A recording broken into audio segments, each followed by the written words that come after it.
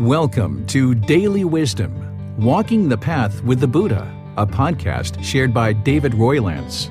This podcast is dedicated to guiding you to completely eliminate the discontent mind and the suffering it causes by attaining enlightenment. Learn and practice the teachings of Gotama Buddha that will guide you to fully attain a peaceful, calm, serene, and content mind with joy. To support this podcast, visit patreon.com/support Buddha or visit buddhadailywisdom.com, where you will discover a full range of courses, retreats, and online learning resources to assist you on the path to enlightenment. Now, here's our teacher to share more.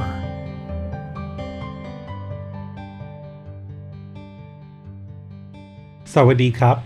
Hello and welcome to Daily Wisdom, Walking the Path with the Buddha. Today we're going to be doing guided loving kindness meditation.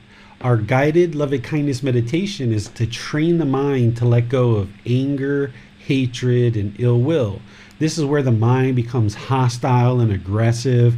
We tend to assign these frustrated or irritated or annoyed feelings, or even the stronger versions of anger and hatred and ill will, to other people and what other people are actually doing. And we think that it's other people who are making us angry in the unenlightened state. But in reality, what the Buddhist teachings actually teach us, when you see true reality, is that the hatred and the anger and the ill will, the frustration, the irritation, the annoyance is all being caused by our own mind. And oftentimes there's even jealousy and resentment that's in the mind. Loving kindness meditation and practicing loving kindness in daily life are the antidotes to this. There's other antidotes that need to be in place in order to build up a comprehensive practice, in order to train the mind to fully get to this enlightened mental state where it's peaceful, calm, serene, and content with joy. But this one aspect that we're going to be working on today with loving kindness meditation is all about eradicating anger, hatred, and ill will from the mind and all these other lesser versions that the mind experiences as it falsely attributes the painful feelings that it has in the mind to other people or other situations. And then oftentimes we even have aversion. Once the anger arises, or these hateful and ill will or these painful feelings start arising, we oftentimes, as we assign it to a certain person or a certain situation, we push this person or this situation away, and we erect a wall between us and them. And we feel like because other people are causing us to be angry, that the way for us to get to some type of peacefulness is to push everybody out that we are falsely and mistakenly assigning these painful feelings to. And what this ends up doing is it leaves you fairly secluded and isolated, because you can only be friends and friendly with people who meet your criteria and your conditions. You have certain conditions that need to be met, and there's only a few number of people that can meet that on an ongoing basis. And then because of impermanence, it's only a matter of time before those same people, even 5-10 years into a relationship, that they do something that you may feel has caused your anger, and you choose to push them out of your life. And this inhibits a being from having open, loving relationships with all beings. So here with loving kindness meditation, we're going to be training the mind to transform this aspect of the mind that has anger, hatred, ill will, this aversion of wanting to push painful things away. And instead, we're going to cultivate loving kindness in the mind so that we can then transform this through meditation. And then the goal is for you to then, in daily life, to be practicing loving kindness. What loving kindness is it's a genuine interest to see all beings be well without judgment, where you're not judging other people and choosing to only love certain people if they meet your conditions, but instead all beings, humans, animals, and other beings. You just have a genuine interest in seeing all these beings be well. And by you cultivating that in your mind through meditation, practicing it in daily life, and you interact with all beings in this way with love and kindness, then over time, that's what comes back to you. Where if we go around angry and hateful with ill will, and we're complaining and we're annoyed and we're jealous and resentful, and that's what we're putting out into the world, then that's what's going to come back to us, because that's the way we treat others. So others are going to treat us the same way. So when you train your mind with loving kindness and then practice loving kindness in daily life, and you're doing this on an ongoing, consistent basis, then what you'll find is that your intentions, your speech, your actions, everything will emanate from this loving kindness along with the other teachings, where you're not interested in causing harm to others. And with that intention of not being interested to cause harm, your intentions, your speech, and your actions are going to be very different as you interact with people because of this wisdom.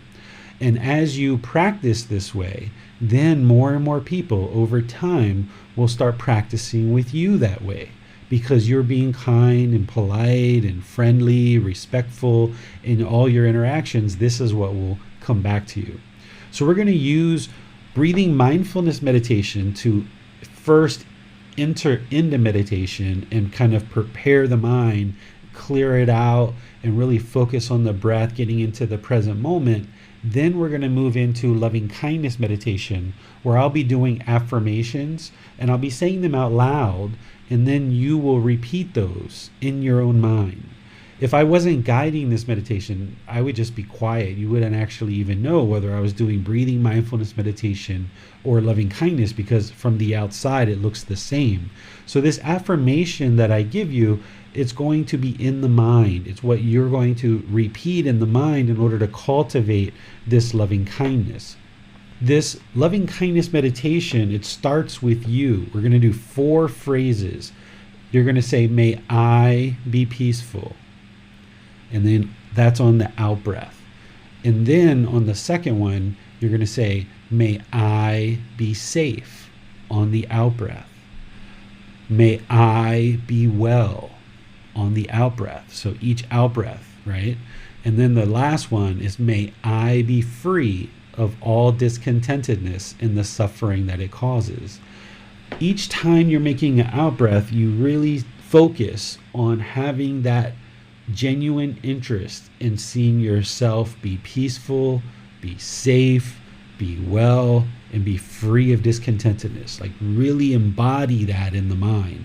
This meditation is very active, where you're not just on cruise control, but you're actively and attentively engaged with this statement and really embodying that and really permeating that in the mind, really filling up the mind with this genuine interest that you are going to be peaceful, safe, well, and free of discontentedness and the suffering it causes.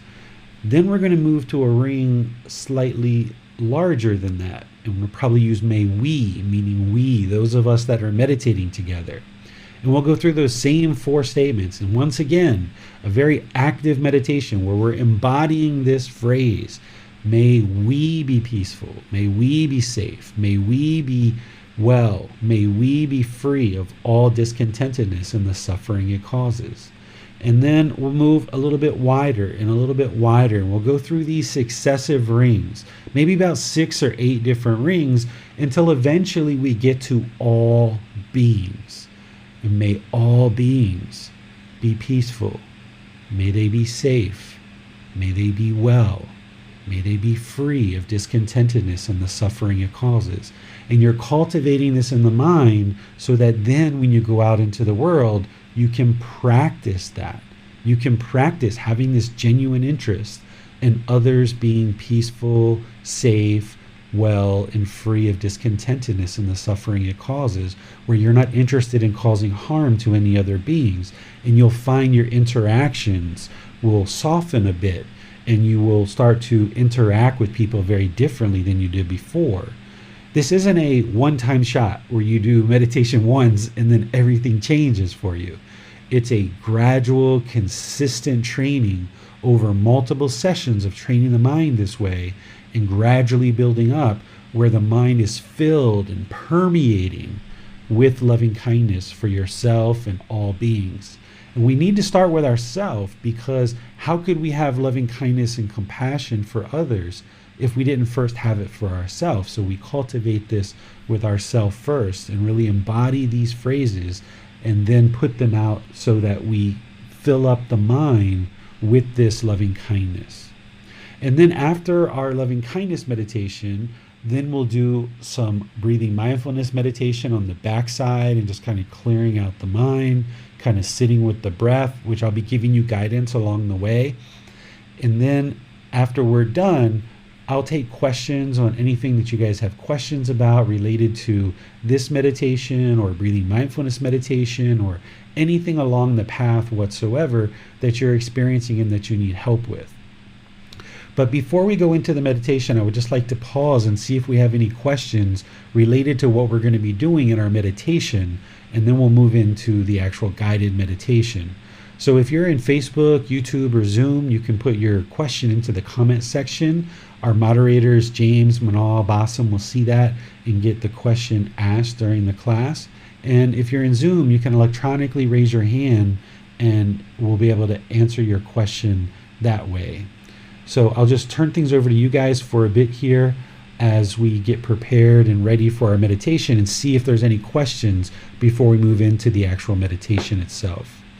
We have a question that just came in from Nick.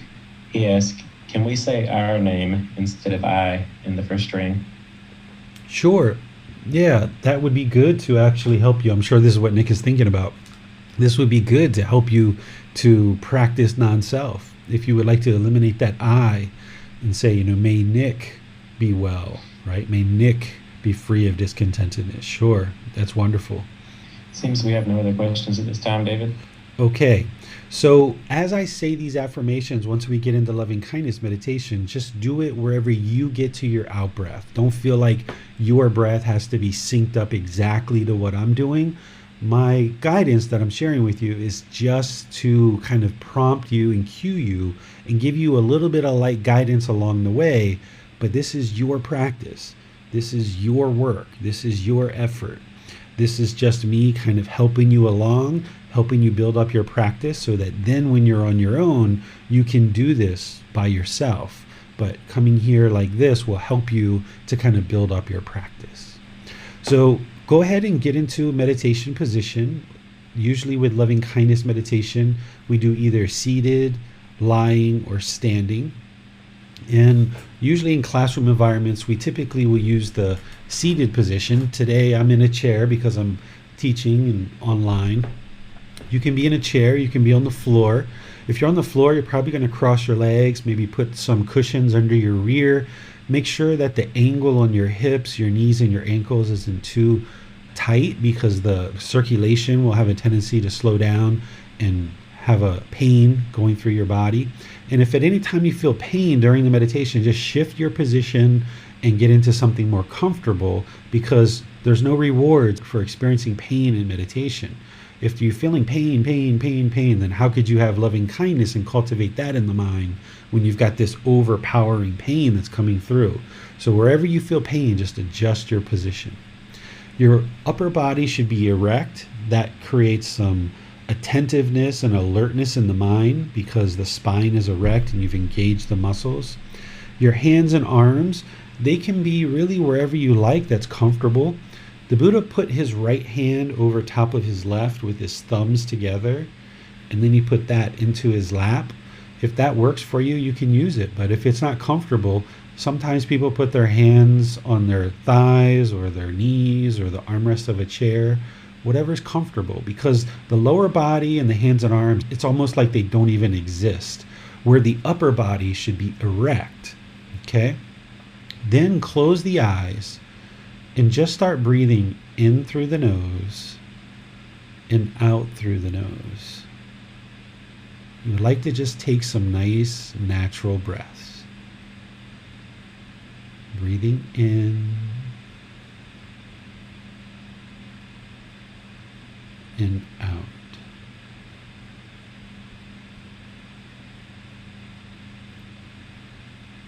Breathing in and out. Remember, your breath doesn't need to be synced up to the guidance that I'm providing. It's just here to kind of assist you along. This is your practice. As you're breathing in, just establish a nice, natural breath. Not forced or controlled. Just breathing in through the nostrils, experiencing the full breath.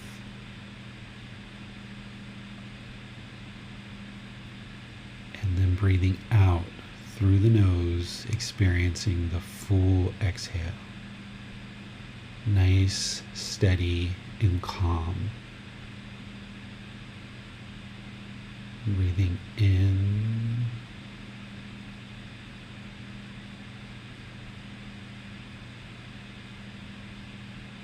and out.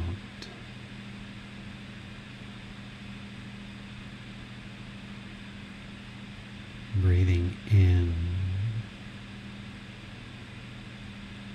and out.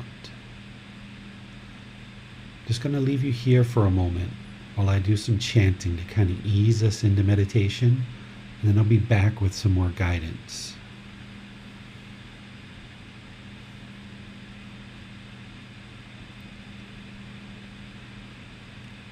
Arahang Samma Sambuddho Bhagava Bhutang Bhagavanang Apivateyami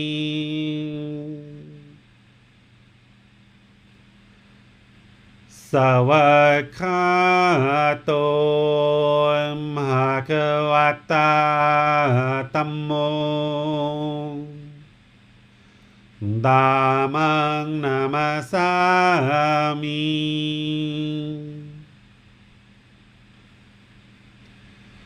Supatipanno Bhagavato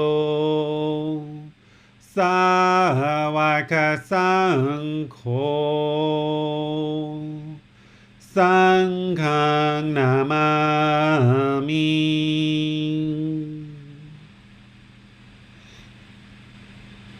Namo Tassa Bhagavato Arahato Samma Sambuddhassa Namo Tassa Bhagavato Arahato Samma Sambuddhassa Namo Tassa Bhagavato Arahato Samma Sambuddhassa Iti piso bhagava arahang samma sambuddho vicacaranang sammuno sakhato rokavito Anutero purisa Dhamma sati satatawa manusanang Bhuto bhagavati.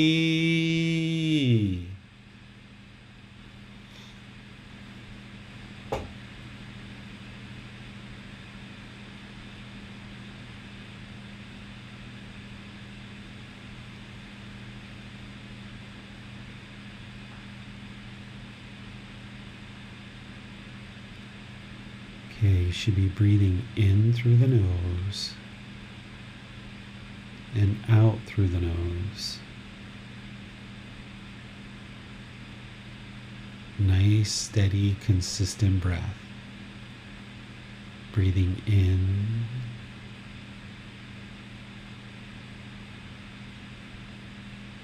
and out.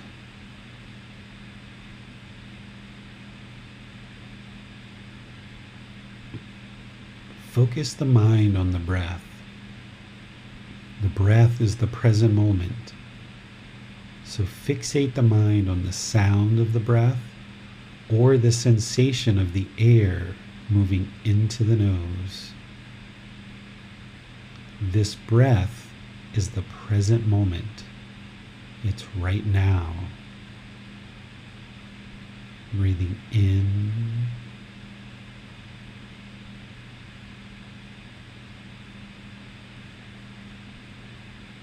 and out.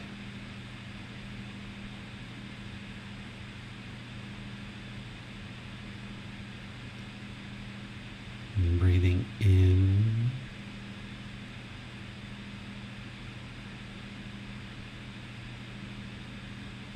and out. This first part of our meditation, breathing mindfulness meditation, as the mind wanders off the breath, cut off whatever thought arose and let it go. Bring the mind back to the breath. As the mind wanders, you haven't done anything wrong. No need to feel guilty or shameful. It's just the unenlightened mind doing what it does. It's craving, it's yearning, it's going to the past or the future, having thoughts, ideas, or perceptions. Just let those go and focus on the breath. Breathing in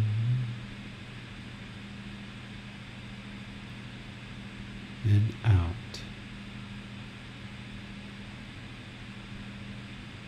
I'm going to let you do some work here with breathing mindfulness meditation. And then I'll be back with loving kindness meditation in just a little bit. But focus on the breath, and wherever you notice it's not on the breath, cut that off and bring it back to the breath. You have nowhere to go. There's nothing to do.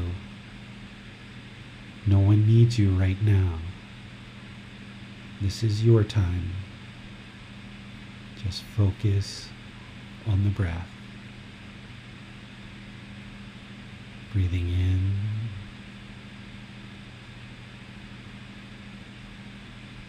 and out.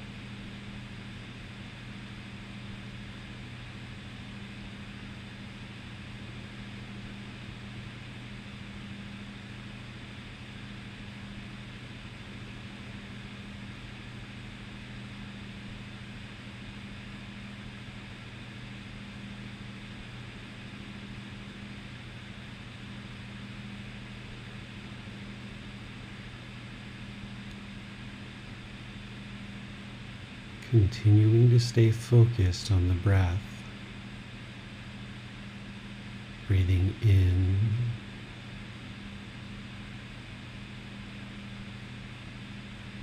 and out.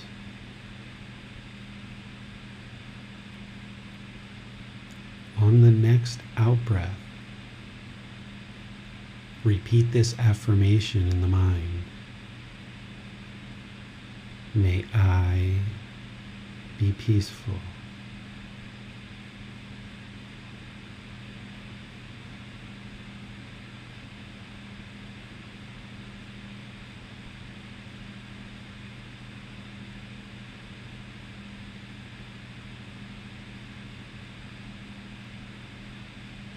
May I be safe.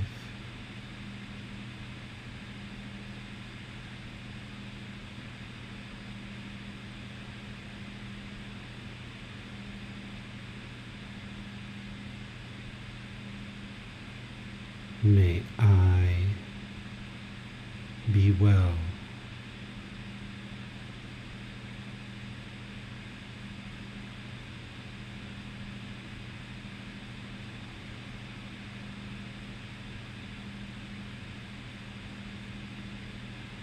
May I be free of all discontentedness and the suffering it causes.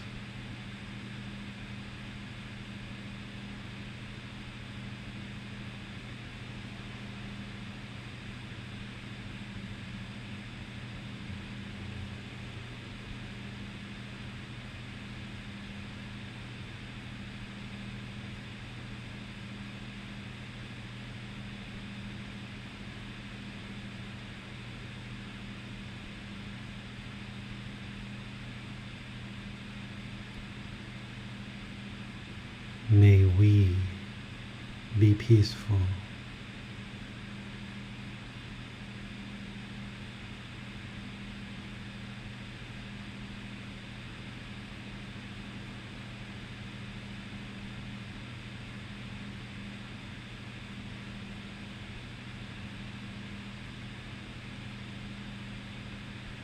May we be safe.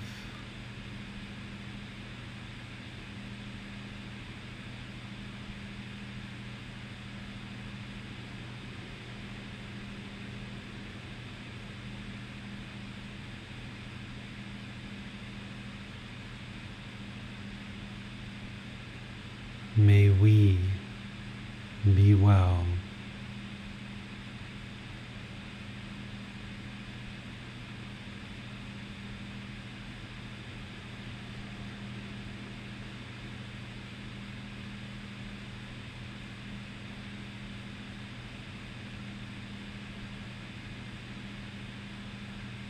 May we be free of all discontentedness and the suffering it causes.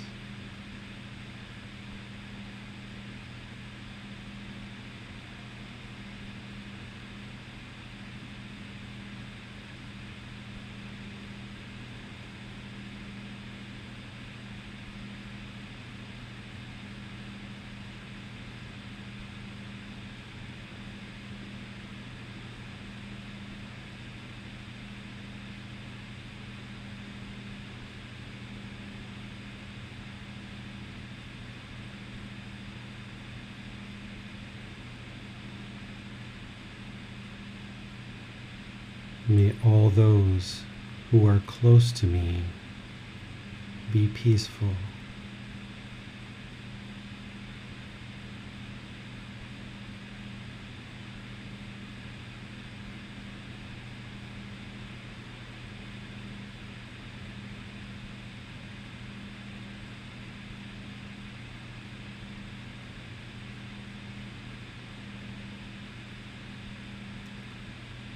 May they be safe.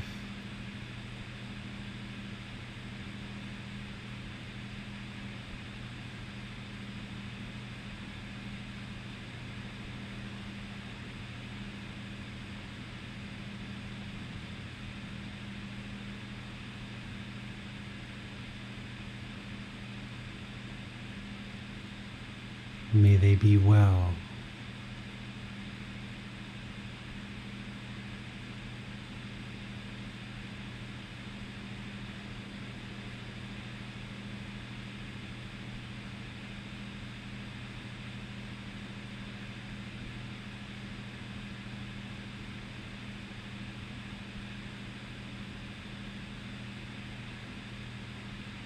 May they be free of all discontentedness and the suffering it causes.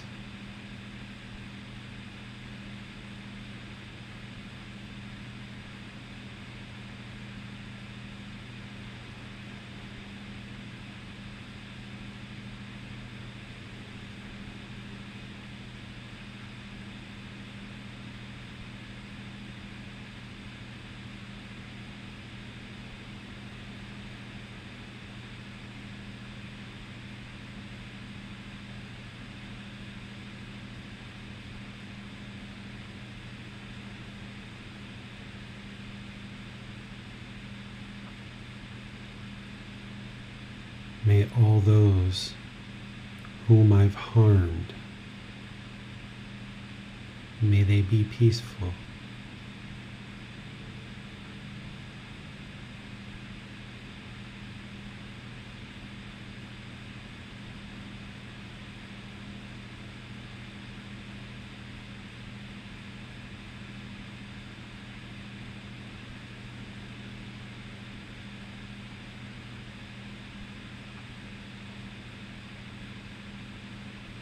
May they be safe.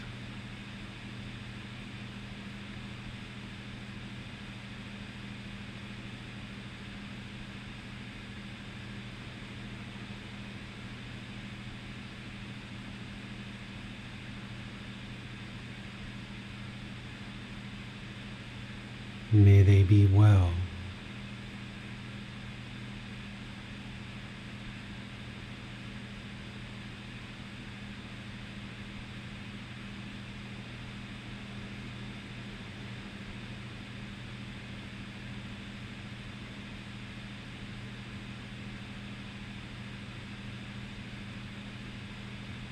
May they be free of all discontentedness and the suffering it causes.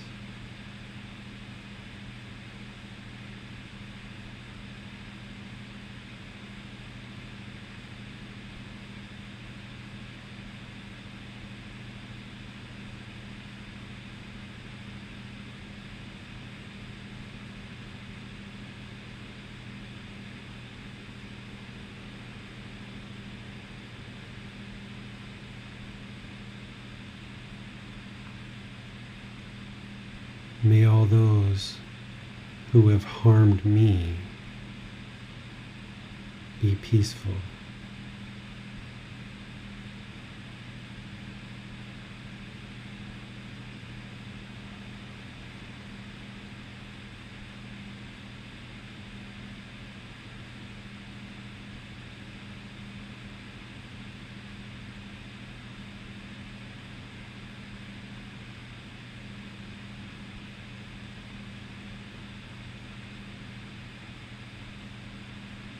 May they be safe.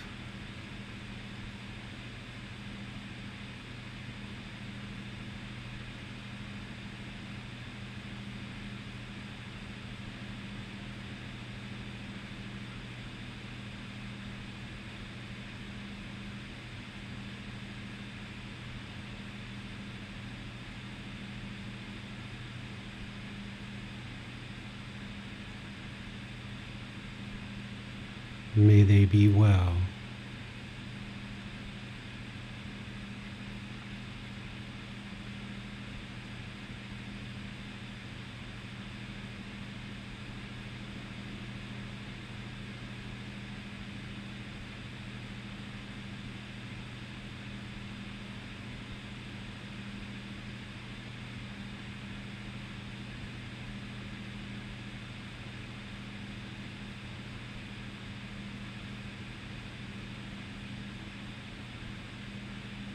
May they be free of all discontentedness and the suffering it causes.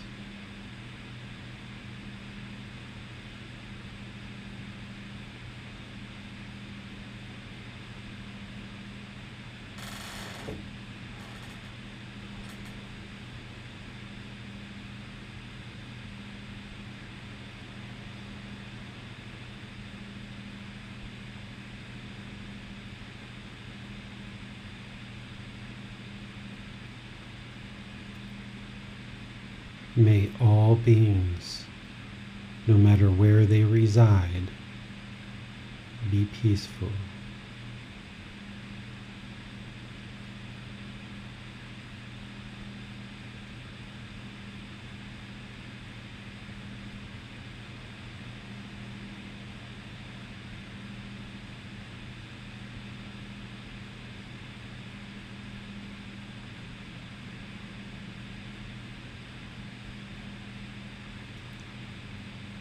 May they be safe.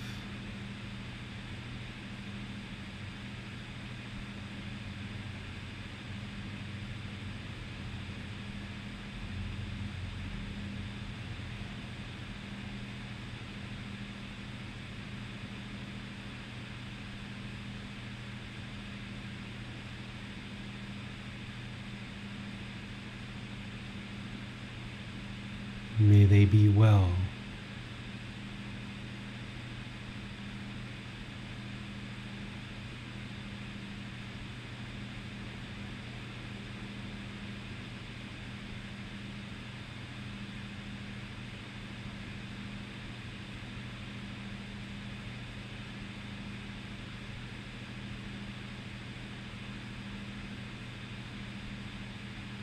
May they be free of all discontentedness and the suffering it causes.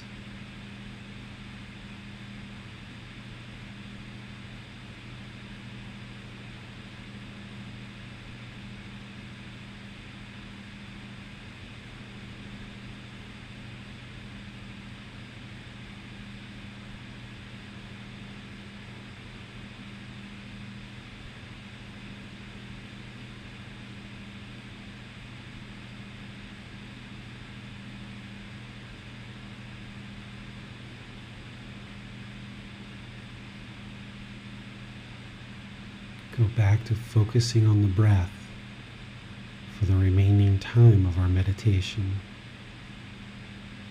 Breathing in through the nose and out through the nose. Whenever the mind's not on the breath, cut that off, let it go. Bring it back to the breath, the present moment. Breathing in and out.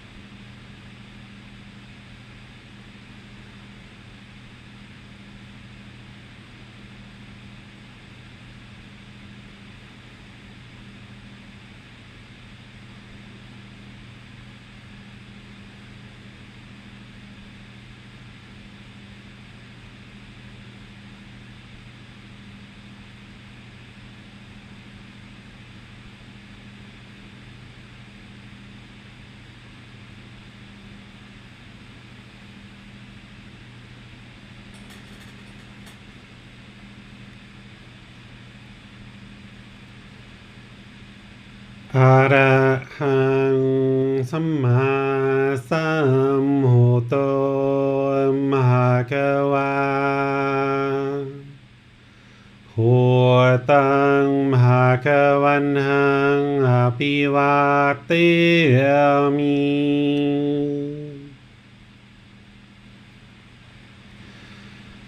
สวากขาโตมหะคะวะตาธัมโมธัมมังนามัสสามิ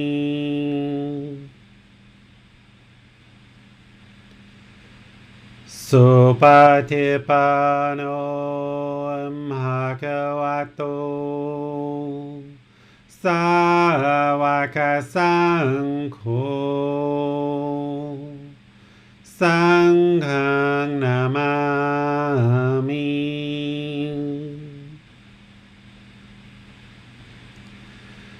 นะโมตัสสะภะคะวะโตอะระหะโตสัมมาสัมพุทธัสสะนะโมตัสสะภะคะวะโตอะระหะโตสัมมาสัมพุทธัสสะนะโมตัสสะภะคะวะโตอะระหะโตสัมมาสัมพุทธัสสะอิติปิโสภะคะวะอะระหังสัมมาสัมพุทโธ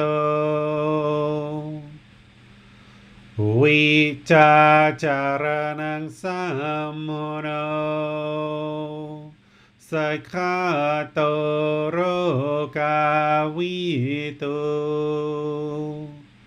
อนุเตโรปุริสาธัมมาสติสัตตาตาวามนุสนังพุทโธภควาติ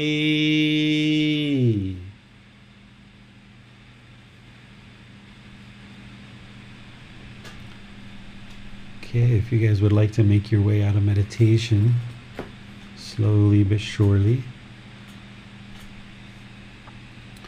One of the things that I would like to mention before we go into questions is not only is this meditation active, as all meditations are, the mind should be active, actively, attentively working to either eliminate certain unwholesome qualities or arise certain wholesome qualities. What you should do with loving kindness meditation is in these rings is customize them based on your life and your practice.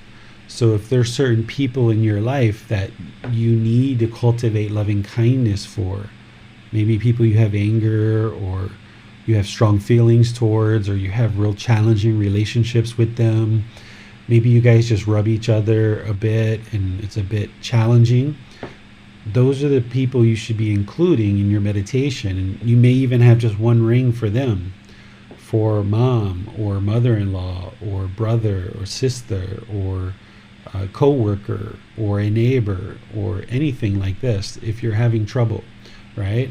If you're having challenges, maybe a customer of yours, if you're in business and a certain customer is being very challenging for you right now, put them into your meditation, and they may show up there for a week or two. And then maybe you've got such loving kindness you can move other people into your loving kindness meditation. Or maybe it's going to take many months.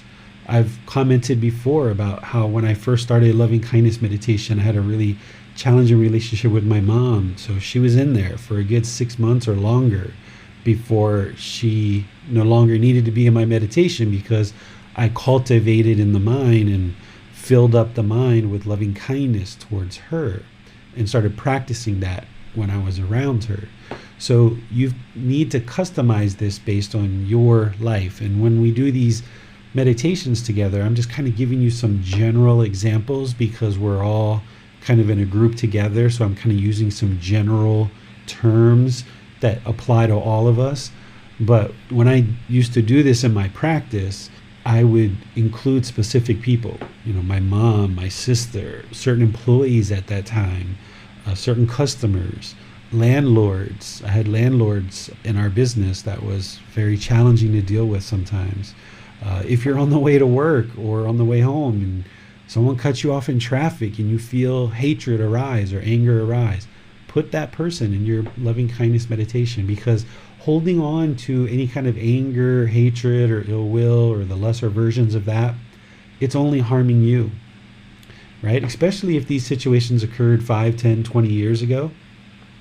Any kind of resentment that we hold on to, any kind of hostility, any kind of feelings of wishing that person harm, it's only going to harm your own mind. So this is the way to let that go.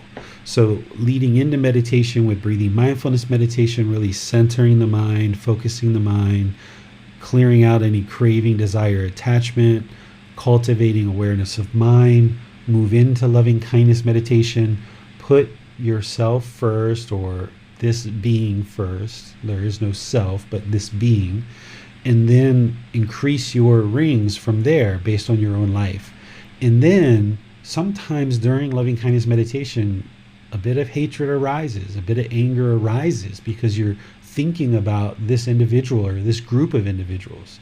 And that's why on the backside, we do that more breathing mindfulness meditation to clear out the mind and bring it back to the breath and clear out anything that the mind's holding on to, let that go, and cultivate awareness of mind. So that's what that backside of breathing mindfulness meditation is for. So let's just open things up to any kind of questions you guys have on loving kindness meditation, breathing mindfulness meditation, chanting, anything from the entire path, whether it's, what is enlightenment, the Four Noble Truths, the Eightfold Path, the 5 precepts, the middle way, the natural law of Gama, the 3 poisons, what is merit, cultivating non-craving and analysis of the mind. Any of these topics that we've been covering, or anything that you've just been thinking or pondering about in your practice and looking to really kind of build up your practice and deepen it, making it more solid, a stronger foundation. So the way you can ask questions is put those into Facebook, YouTube, or Zoom in the comment section. Our moderators will see that. Or you can raise your hand electronically in Zoom and ask any questions or follow-up questions directly. Hi, David. You've recommended that during breathing mindfulness meditation that we perform that without guidance. And I was wondering if you would give that same advice for loving kindness meditation, given the perhaps more active nature of it in regards to the rings.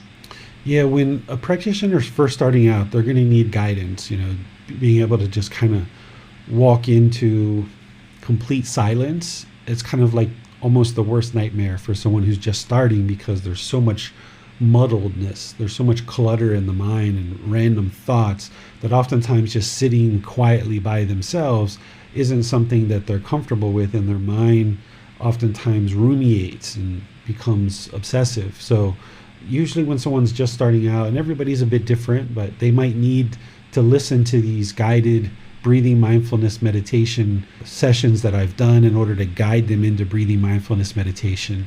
And then same thing with loving kindness meditation. If you start with breathing mindfulness meditation with a good solid 4 weeks of consistent build up to getting to 2 to 3 sessions per day, about 30 minutes or more. Now, if you're only starting at 5 or 10 minutes, that's fine, or even 1 minute, that's fine, but build up to 2 or 3 times 30 minutes or more per session. And then once you feel like you've got that under your belt for a good 4 weeks and you're continuing with that, then add in loving kindness meditation. And yeah, you may need to use these guided ones to really help you get going and off the ground and feeling comfortable and confident. And then as you do, and you start getting the swing of things, then maybe that's when you start customizing it a bit. Because remember, in order to really transform the mind here, you're talking about multiple years of meditating. And if you're going to get to enlightenment, even once you get to enlightenment, you're still going to be meditating. So there's no rush, and you're going to be meditating your whole life essentially. When you get to enlightenment is yet to be determined, but this transformation is gradual. So if you take 4 weeks or so to build up breathing mindfulness, and another 4 weeks or so to build up loving kindness, and then at some point you start doing it gradually on your own without guidance, then that's great, because that's where you'd really like to get to. You're not interested in having your meditation practice attached to somebody guiding you through it, but you're going to probably need that as you first get started. So even just listening to the podcast or the YouTube videos can be great to guide you in order to get you moving, but then slowly phase that out as you start feeling ready, where maybe one session you do with guidance, one without, one with it, one without, maybe 1 day with it, 1 day without, maybe 1 day with it, 2 days without, maybe 1 day with it, 3 or 4 days without. Just slowly kind of gradually move it away, because this is what the unenlightened mind tends to be comfortable with, is these gradual, subtle changes. It doesn't like real abrupt change. So if you went from never meditating ever in your life to, all right, I'm going to do 3 times a day for 30 minutes a session, it just doesn't work that way. Or if you've been meditating with music for 2 or 3 years, or with guided meditations and apps for 2 or 3 years, and you're just going to go cold turkey, that typically doesn't work for most people. They find it very difficult because the unenlightened mind doesn't like impermanence.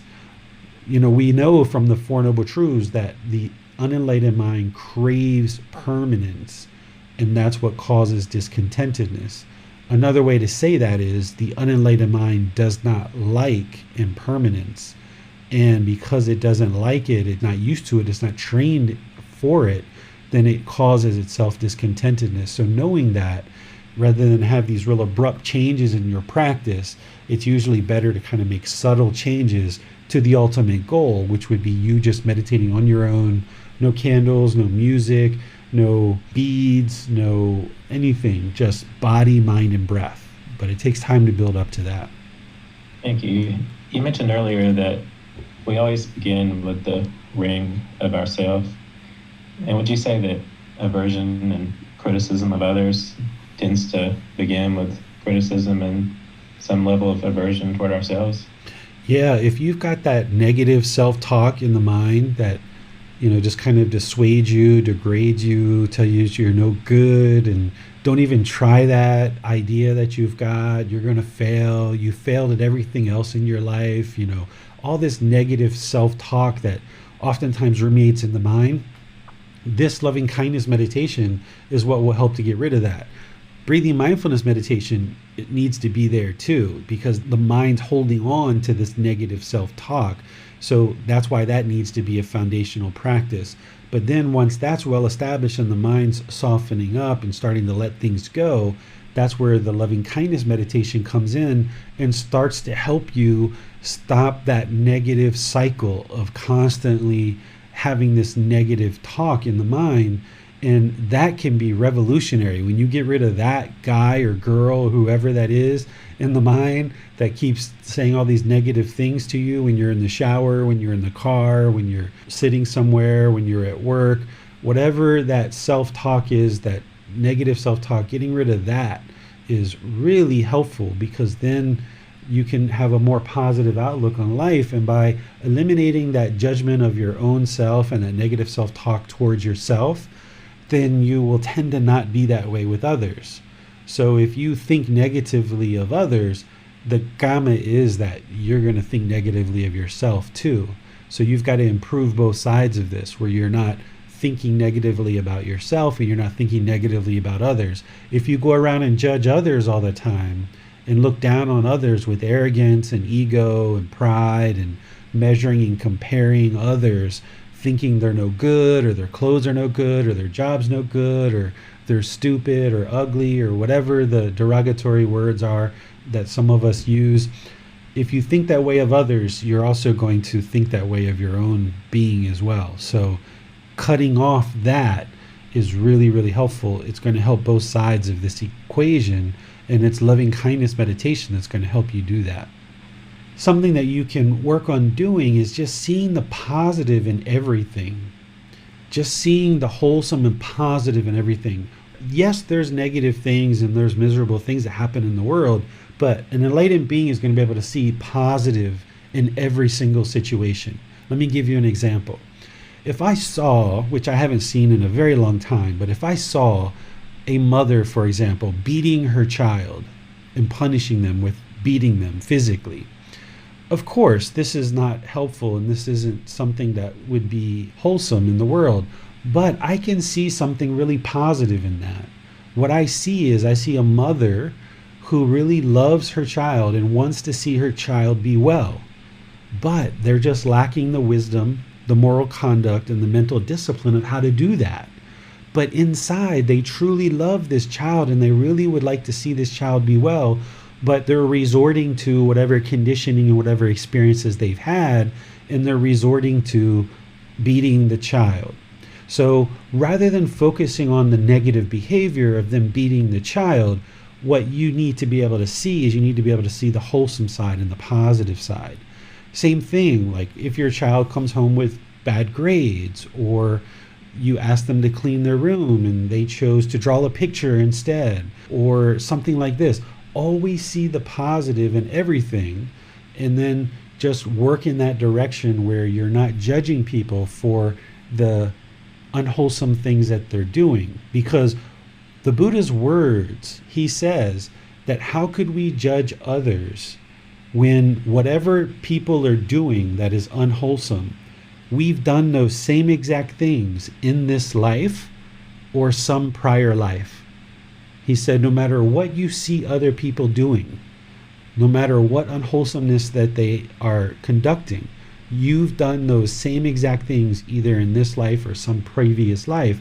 So just the fact that we choose to not beat our children, for example, but somebody else is, it just means they're at a different point in their life than we are. And we've been fortunate to learn these teachings, progress, and maybe we choose not to beat our child and we choose other ways to guide them in life.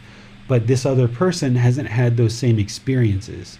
So rather than look down on them or judge them or think they're a bad person, look at them as your brother, your sister, your mother, your father, your grandparent, or some other relative, which is what the Buddha also said, that every being in existence has been our relative at some point, and that whatever they're doing unwholesome, we've done either in this life or some previous life. So if you think that way when you interact with people, then it can really knock down this kind of judgment that the mind sometimes has as we look at other people and we try to think that we're more wholesome, or in the arrogance kicks in and the pride kicks in and the measuring and comparing, and instead just have loving kindness, this genuine interest in seeing all beings be well, and have this compassion, which we're going to talk about these on Sunday. Compassion is concern for the misfortune of others.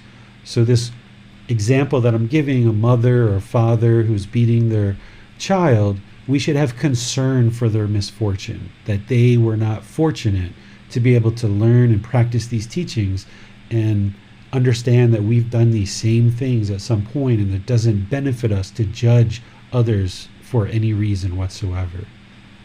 That sounds like a really useful exercise for developing loving kindness, is seeing the positive in different situations and different people. Do you think that even expanding that out to journaling about these things could help us develop loving kindness? Sure, if that helps you. Some people are able to release a lot from the mind by writing things out. I remember one time when I was in America, and I didn't even really know these teachings very much when I was there. And my son was about, at that point, maybe 2.5 years old. And I came out in the living room and he had a red permanent magic marker, right? So-called permanent magic marker. And he was just drawing on the drywall. And he made this, it looked like a big scenery, like a mountain or something. And I walked out, and I just happened to walk in, and he was really into this drawing. And he had never done anything like that ever before. And right away, I was like, Bailan! And he turned and looked at me real quick, and he jolted and stopped doing what he was doing. And then I just smiled, and I was like, oh, you drew mommy and daddy a wonderful picture. Look at you, drawing already, 2.5 years old. Now, if we were attached to this, right? And we were attached to the drywall. We could have been berserk. We could have talked harshly to him. We could have punished him. We could have done all these things. But in his mind, as a 2-year-old, he was doing something wonderful. He was trying to decorate the house and make the house beautiful. And, we weren't really paying attention to him, which we normally would watch him very closely. But for some reason, that particular moment, we weren't watching him, and he had the marker. And I just noticed that he went from, when I was like, Bailan, he turned and his face looked stressed, to when he saw me smile and say, you made a beautiful picture for mommy and daddy, didn't you? You're trying to make the house look beautiful. He just lit up, and he was like, wanting to explain it to me, and he couldn't really talk much at that point. And he was goo-goo and gaggling and kind of showing me what he made. And I was like, yeah, that's wonderful. Such a great job. Well, of course, we were moving out not too long after that, and they needed to paint, and it was no big deal. They just painted right over it. But those are kind of things that if our mind is attached and fixed, and we want this house to be beautiful, or we want this permanent paint, to stay on, and we expect that our children are never going to make any kind of mistakes like this, then that can arise anger, and then we can be harsh and aggressive and hostile to our children, which makes the relationship difficult. And these are the kind of things, whether it's your child, whether it's somebody else's child, whether it's somebody in the public, you don't need to be measuring and comparing anybody at all. But wherever you notice that judgment is arising in the mind, or you're looking at someone as being unwholesome, or as if they're bad or they've done something wrong, you've got to grab that and cut it off and let it go. That's where breathing mindfulness meditation comes in, that you've trained the mind to let it go, and you arise this loving kindness. So in that moment, without even realizing what I had done, I caught it that my mind was about to be Bailan, and then he turned and I saw the stress, and as soon as I saw the stress on his face, I switched to something else. And I wasn't even aware at that time of these teachings, but that's what you can do, is just catch yourself and cut it off.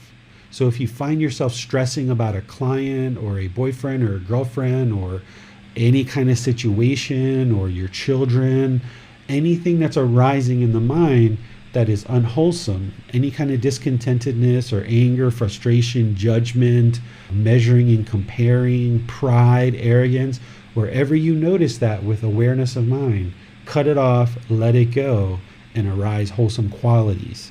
And that's what's going to help the mind eventually get to the point where those unwholesome qualities will never arise anymore, because you've filled up and you've permeated the mind so much that the mind eventually gradually submits, that every time this unwholesomeness arises, you kick it out and you cut it off and you let it go, and you permeate and soak the mind with the positive wholesome qualities. And eventually the mind submits, and it just always has these wholesome qualities in the mind, and it never dips into that unwholesomeness. It never experiences discontentedness, because you've trained it so well. But you've got to catch it. And when you catch it, cut it off, let it go, and arise the wholesome qualities. This would be a practice of right effort from the Eightfold Path, taking the effort to eliminate unwholesome, arise the wholesome. And of course, you're going to need that mindfulness, that seventh step, that awareness of mind to be able to apply right effort. And you're going to need right concentration, which is the focus, the singleness of mind. Whereas if the mind's busy trying to do lots of things, then you're not going to understand the present moment and what's going on to be able to have that awareness of mind and cut off these unwholesome thoughts and arise the wholesome thoughts.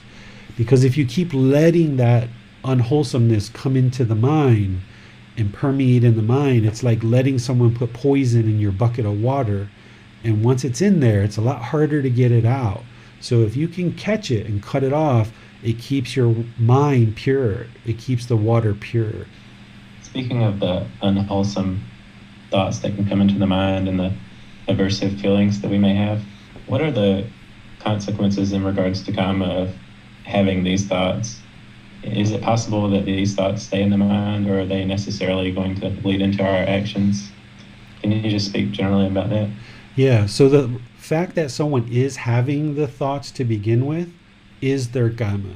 That's their gamma, that they're even having the thoughts, because whatever conditioning, whatever experiences you've had in this life and previous lives, it's led to whatever condition your mind is right now. So if you're having negative thoughts and you're judging others, that's part of the conditioning of the mind that you've experienced, and it's your gamma that's there.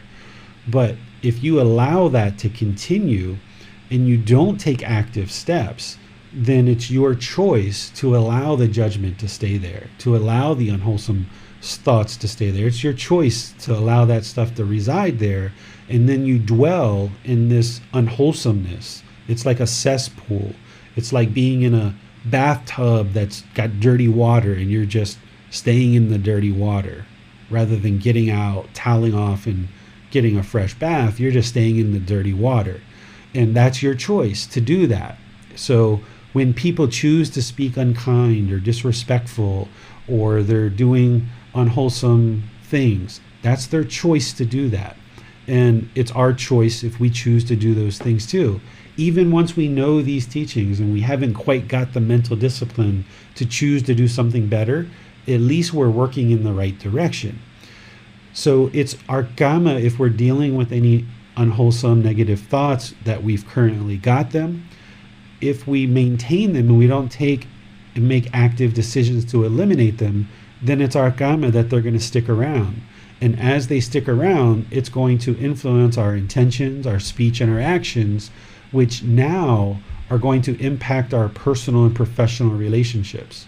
We're going to find it a real struggle and really difficult to have personal and professional relationships, and we're going to struggle on a day-to-day, moment-to-moment basis as long as we're choosing to keep these unwholesome thoughts and unwholesome qualities in the mind. But when we choose to transform that through learning and practicing the Buddhist teachings, now we're improving our gamma. We're cleaning up our unwholesome gamma, and we're producing wholesome gamma. We're making the choice to learn by reading, by watching videos, by listening to podcasts, by coming to these classes. We're making the choice to meditate, become very active in our practice, either breathing mindfulness meditation or loving kindness, and doing those, having personal guidance with your teacher, making sure that your practice is always progressing. You're making the choice to do that and eradicate this unwholesomeness, arise the wholesomeness. And now as a result of that, your mind's going to start permeating more and more with these wholesome qualities. And now your personal and professional relationships are going to smooth out, and they're going to improve because you're making better and better decisions. And now you're going to have easier, more fluid, more effortless personal relationships, which is going to lead to then being able to have effortless professional relationships. And you're going to see more and more professional opportunities open up for you, because your gamma is that with this one customer, you're friendly, you're polite, you're kind, you're respectful, you do a really good job, you speak the truth, you're a good listener, you take in the requirements of the job and you get it done, you deliver it, and you're very polite, kind, friendly, respectful as you do so. And now this customer has such a great experience, they spread the word for you. You don't even really have to do advertising, or you don't have to even almost look for another job. It's like when you're done with one job, the next job appears because the word has spread. That's your gamma. That's the wholesome gamma of you practicing these teachings where you're not causing harm to anybody. You're always speaking at the right time. What you say is true. You speak gentle, beneficial, with a mind of loving kindness without blame. And more and more you get better at that, and it becomes effortless for you to do that. And it just becomes very fluid. And now the word spreads in your professional career. It also spreads in your personal life. And more, you just find yourself always around people that are just very polite, kind, friendly, and respectful to you, because that's the way you are to everyone else. And, when your one customer refers, or your one friend talks to a new friend, they're like, oh, you've got to meet James. He's does such a good job. Like, he only quoted me for 10 hours, but I know we must have spent 20 or 25 hours on that job. And, maybe you only spent 6 hours, who knows? But to that person, they felt like you did such a good job and you attended to their needs so well that the word just spread. So now this new customer that's coming to you already has the mindset about how James does such a good job. And now this makes it easier for you to conduct your daily business, both personally and professionally. Now, learning and practicing these teachings should never be about gain, in that, oh yeah, I want to get all these friends, personal friends, I want to get all these customers. So let me learn the Buddhist teachings to learn how to get all these customers. If you do it that way, it's not going to have the same effect. It's not going to have the same results, because the mind is tainted and it's trying to pursue this out of selfish desires. Instead, if you learn these teachings and you reflect on them and you practice them out of the interest to ensure that you're not causing harm to other beings, and you see that by you not causing harm to other beings, it's beneficial for everyone in the world, including you, and whatever benefit comes from that, that's fine, but you're not in it for the benefit. You're in it just because it's the right thing to do to ensure you're not causing harm to other beings. And having that confidence in these teachings, removing any kind of doubt, you'll see the more that you practice with people around you, you will clean up any kind of unwholesome relationships that you currently have, and these things will get better and better and better and easier, but you're only doing it just because you know it's the right thing to do, and you'll just see all these positive benefits because of it, and that's because of the choices you're making. Your Gama. Yes. So it is fair to say that when we have unwholesome states in the mind, they're inevitably going to bleed into our actions, and therein lies one of the great values of loving kindness meditation, I suppose. Right. You can't hide. We often think that we're hiding the negative thoughts in our mind, and we kind of put on the sweet talk and things like this, but you really can't hide it. Whatever is in there in the mind, it's going to come through in your intentions, speech, and actions, and it's going to bleed out into your life. So that's why by purifying your own mind, then your intentions, speech, and actions and interactions with all people are going to just become more and more purified. And then the more that you do this in your life, now what's coming back to you is more and more peaceful. So it kind of like builds on itself. It's like a snowball.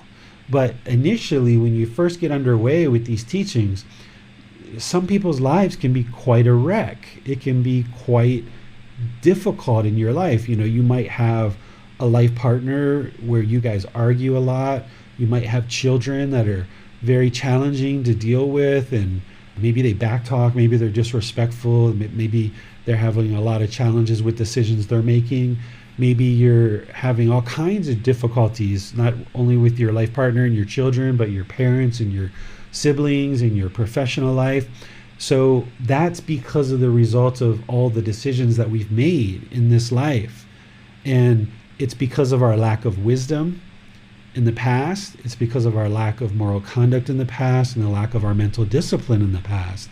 And as we clean up and transform the mind, this craving, anger, and ignorance, and we eradicate these 10 fetters, which map into the craving, anger, ignorance, as we clean that up in our own mind, now we start interacting in the world very differently based on this wisdom, moral conduct, and mental discipline.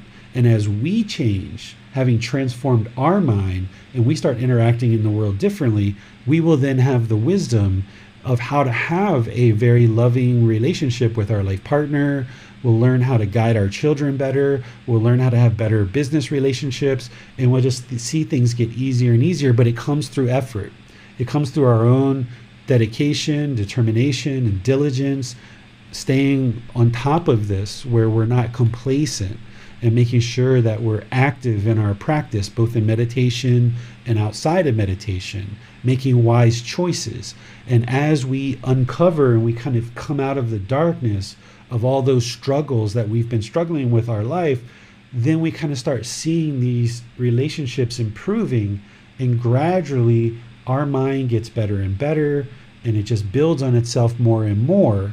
And because we experience everything in this life through our own mind, then by purifying our own mind, we look at the world very differently. An enlightened being knows that there's misery and difficulties and struggles in the world. An enlightened being can see probably more clearly than an unenlightened person even. They know that all this misery is existing in the world, but their mind isn't attached to the world being a certain way in order to be peaceful. An enlightened being has transcended trying to change the world because they realize that they can't do that. All they can do is change their own mind. So it's not that the world is such a horrible or miserable or challenging place or struggle to exist in. It's that the unenlightened mind doesn't understand the world. It's attached to the world. It's trying to control things in the world rather than just let go and find its own inner peace. And an enlightened mind can see the challenges, but it can also see all the positive things in the world too. But an enlightened mind isn't going to be affected in a negative way by all these negative things that are happening in the world. It's just going to know that that's a result of craving, anger, and ignorance. All the unwholesomeness that happens in the world, you name it, it can be traced back to the Buddha's teachings in one way or another. And yes, if the entire world practiced the Buddha's teachings, it would be heaven on earth, it would be peace on earth. But we're not there, and we're not going to be there probably within this lifetime. So if we allow our mind to be attached to what the world is or isn't doing, then we're just going to keep being discontent over and over and over again.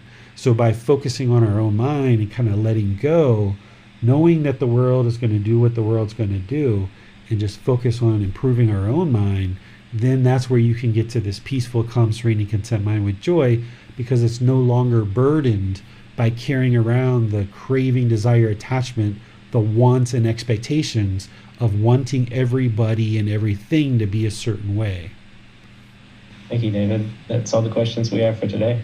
Okay, so on Sunday, we're going to be in chapter 14 of the book, Developing a Life Practice, The Path That Leads to Enlightenment.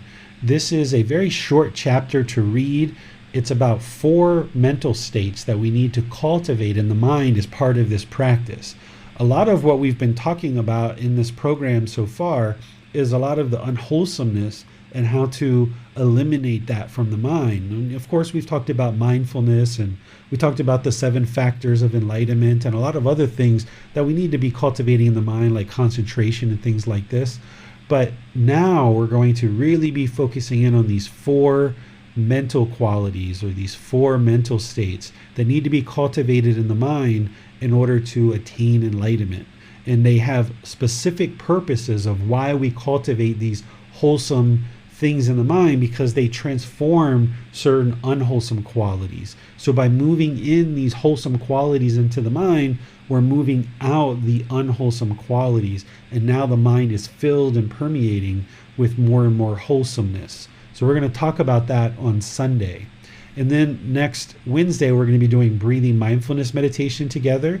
I've decided to just kind of rotate breathing mindfulness meditation and loving kindness, thinking that anybody who's interested in chanting can meet with me privately or go back and review those sessions that I taught that are recorded in the podcast and the YouTube channel, because the breathing mindfulness meditation and loving kindness meditation is where the real benefits are coming through.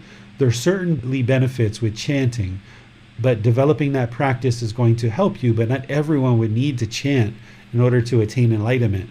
But everyone's going to need to do breathing mindfulness meditation and loving kindness meditation to attain enlightenment. So that's why I'm spending these Wednesdays just focused solely on breathing mindfulness meditation and loving kindness meditation. And then using our Sundays, as we have been, to progress through the book. We're about halfway through, a little bit over halfway through in terms of the numbers of chapters. But in terms of the number of pages, I think we're more than halfway through the book. So be sure that you focus on reading that chapter before or after class, or both, if that has something that you're able to work into your schedule. Just 10 or 15 minutes a day, even if it's a longer chapter. Just read a little bit every day. Just kind of drip feed the Buddhist teachings into the mind, almost like an IV, just dripping it into the mind little by little. Same thing as you're building up your meditation practice. Just little by little, just build it up every day. Build a nice solid foundation. If we just plow through this content, it's like building a house of cards. It's going to crumble. So that's why we're just taking our time week by week and building up this foundation slowly but surely. So thank you for your dedication and your commitment to learning and practicing these teachings, because as you do, it's improving your life. It's improving the life of the people close to you and all of humanity, because there's less harm that you're producing in the world. So that means the world doesn't have to deal with the harm that we're causing by us completely cutting that off and making more and more wholesome decisions in the world. There's oftentimes difficulties and struggles and challenges along the way on this path, and that's what these classes and the Facebook group and personal guidance is for, so feel free to reach out. But until I see you next time, have a lovely rest of your day and take care. Sawadee khap. Thank you for listening to this podcast. To provide support for this podcast, visit patreon.com/support Buddha. To access more teachings, visit buddhadailywisdom.com. There, you will discover a full range of courses, retreats, and online resources to assist you on the path to enlightenment. Remember to establish a daily, consistent meditation practice, along with learning and practicing these teachings. A well-developed meditation practice is the foundation in which to train the mind to attain enlightenment.